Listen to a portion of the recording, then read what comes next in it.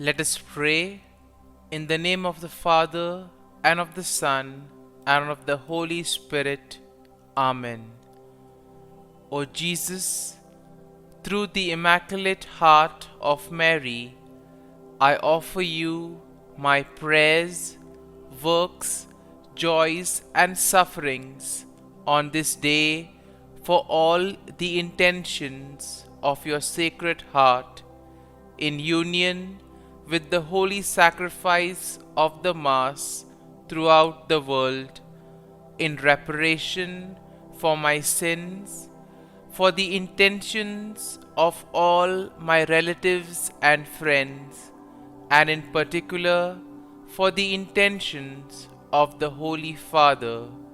Amen. Let us pray for the intentions of the Holy Father for the month of January, for the right to an education. Let us pray for migrants, refugees, and those affected by war, that their right to an education, which is necessary to build a better world, might always be respected. Our Father, who art in heaven, hallowed be thy name. Thy kingdom come, thy will be done, on earth as it is in heaven. Give us this day our daily bread, and forgive us our trespasses, as we forgive those who trespass against us. And lead us not into temptation, but deliver us from evil. Amen. Hail Mary, full of grace, the Lord is with you. Blessed are you amongst women, and blessed is the fruit of thy womb, Jesus. Holy Mary, Mother of God, pray for us sinners, now and at the hour of our death. Amen. Glory be to the Father, and to the Son, and to the Holy Spirit, as it was in the beginning, is now, and ever shall be, world without end. Amen. My dear friends, the Word of God welcomes you this morning. And as we spend this time with the Lord, as we begin this new day by devoting time to the Lord, let us ask the Lord to be with us, to guide us, to protect us, and most importantly, to lead us on throughout this day. That whatever we do, the words that we speak, the actions that we do, that they may all radiate the goodness, love, mercy, and peace of the Lord. Many times in life, we are so caught up with the activities, with our work, and because of that, we see that sometimes we find it difficult to recognize the small blessings and the graces that we continuously receive from the Lord. And because of this reason, we sometimes tend to take these things for granted. Therefore, it would be appropriate as we begin today's morning offering that we spend time thanking the Lord. With a generous heart, the Lord has been giving us many graces, many blessings. And therefore, let us thank Him for all that He has done for us. We begin by thanking the Lord for the gift of life, for giving us good talents, abilities. We also thank the Lord for the gift of our family members, friends, relatives, near and dear ones, and all those who have played a very important role in our lives. We see that these individuals have been ones who have shaped us and molded us. We are who we are because of their time, effort, and dedication. And therefore, in a very special way, let us pray for them and let us ask the Lord to bless them abundantly in all their endeavors. We also thank the Lord for the various opportunities that He has given us. Opportunities to make a difference in the lives of others, or opportunities to grow, opportunities to become better individuals. Similarly, there are also the experiences that we may have. There are some experiences which are really good, which we all want to cherish. But there may also be experiences that have been difficult, that have taught us a lot in life. It is these experiences which may have been harsh, which may have been difficult, but these have made us stronger, have made us understand better our purpose in life. And therefore we shall thank the Lord for giving us these strengthening experiences as well. We also thank the Lord for the gift of this day. We thank Him for protecting us, for guarding us through the night, and giving us the gift of this day, a day that will help us to probably complete something that was left incomplete, or maybe to do something that may make a difference in the lives of others. And therefore today, in a very special way, let us ask the Lord to be with us and guide us. And now we shall reflect and meditate on Psalm 51. As usual, we shall have a general overview of the psalm, and then we shall gradually enter into the details, trying to see a few verses and what they try to communicate to us. Now, Psalm 51 is a penitential psalm, which means that it is a prayer of repentance, and at the same time it is also a plea for forgiveness. It is attributed to King David, who wrote it after he was confronted by the prophet Nathan about his sin with Bathsheba. Now we see that the psalm will begin with David's plea for mercy and forgiveness, and overall one can say that Psalm 51 is a powerful example of repentance and a plea for God's forgiveness. This psalm reminds everyone that our sin is not just an action, but it is an offense against God's holiness and righteousness. This psalm teaches us to acknowledge our sin, to ask for God's mercy and forgiveness, and most importantly, to seek a clean heart and a renewed spirit. The psalm also will show us the importance of teaching others about God's ways and leading sinners back to Him. And therefore we see that today's psalm is quite rich when it comes to aspects such as repentance and forgiveness. And the psalm begins with David acknowledging that he has sinned against God, and therefore he asks the Lord to blot out his transgressions.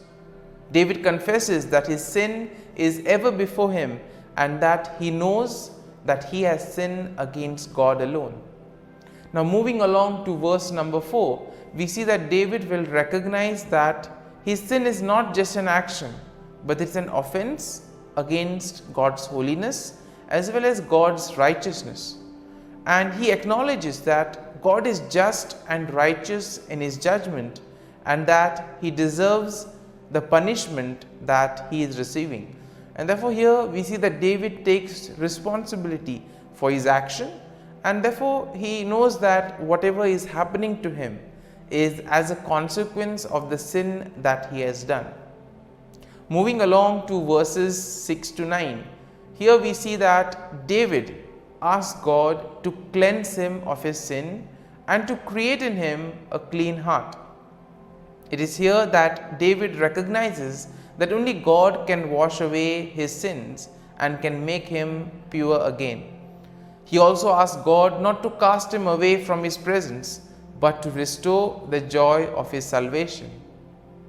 Moving on to verse 10, we see that David asks God once again to create in him a clean heart and to renew a spirit within him, a spirit that is right, a spirit that will not mislead. And this is a plea for God to change David's innermost being so that he can live a life that is pleasing to God. And as we move along to verses 11 to 12, David asks God not to take his Holy Spirit away from him, but to restore to him the joy of his salvation. He recognizes that his sin has caused him to lose the sense of God's presence in his life, and that he longs to be restored to the right relationship with God.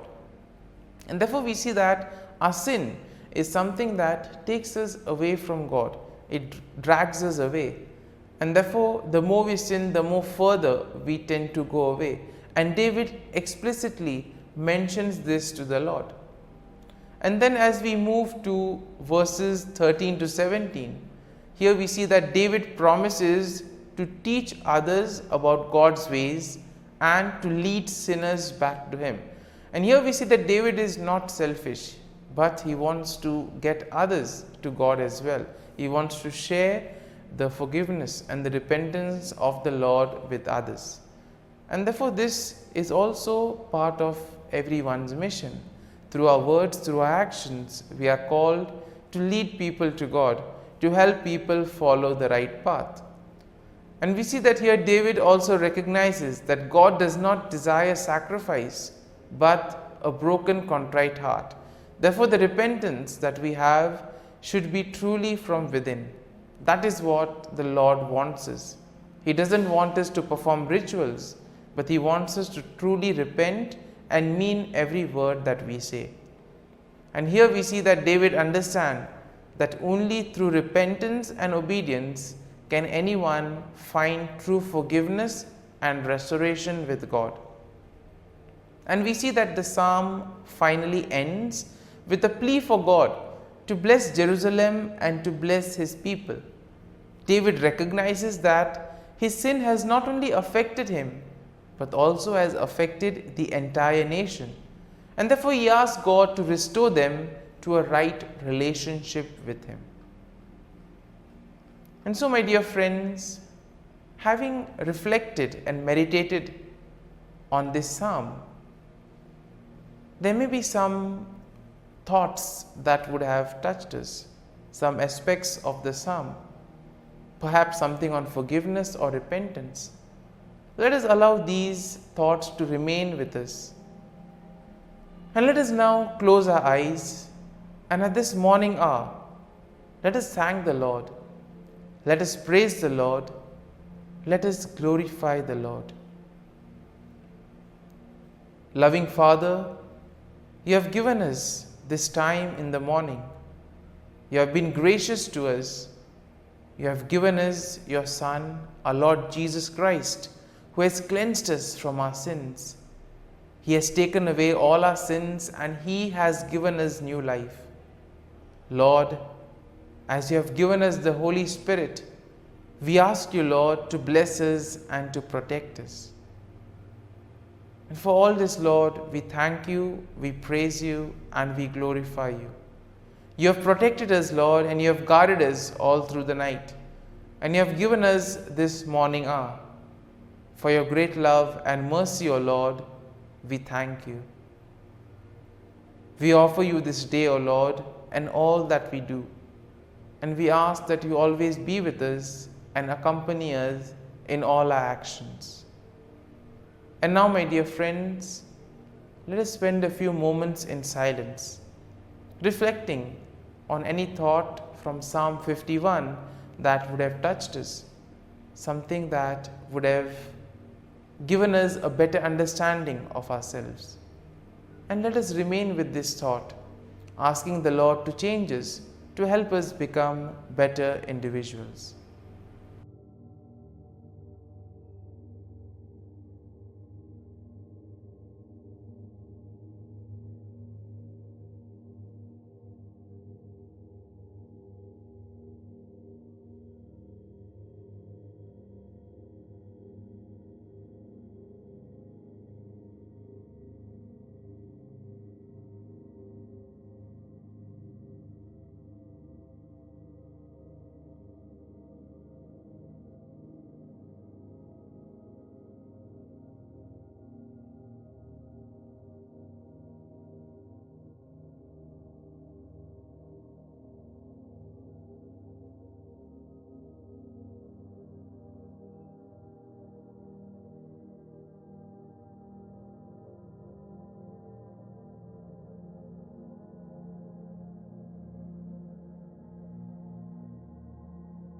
Pray to Saint Michael the Archangel for protection. Saint Michael the Archangel, defend us in battle. Be our defense against the wickedness and snares of the devil. May God rebuke him, we humbly pray. And do thou, O Prince of the heavenly hosts, by the power of God, thrust into hell Satan and all the evil spirits who prowl about the world, seeking the ruin of souls. Amen. Act of Adoration. O Sacrament most holy, O Sacrament divine, all praise and all thanksgiving be every moment thine. Saint Gertrude, pray for souls in purgatory. Eternal Father, I offer Thee the most precious blood of Thy divine Son, Jesus, in union with the masses said throughout the world today, for all the holy souls in purgatory, for sinners everywhere, for sinners in the universal church, those in my own home and within my family. Amen. May the divine assistance remain always with us, and may the souls of the faithful departed through the mercy of God rest in peace. Amen. Glory be to the Father, and to the Son, and to the Holy Spirit, as it was in the beginning, is now, and ever shall be, world without end. Amen.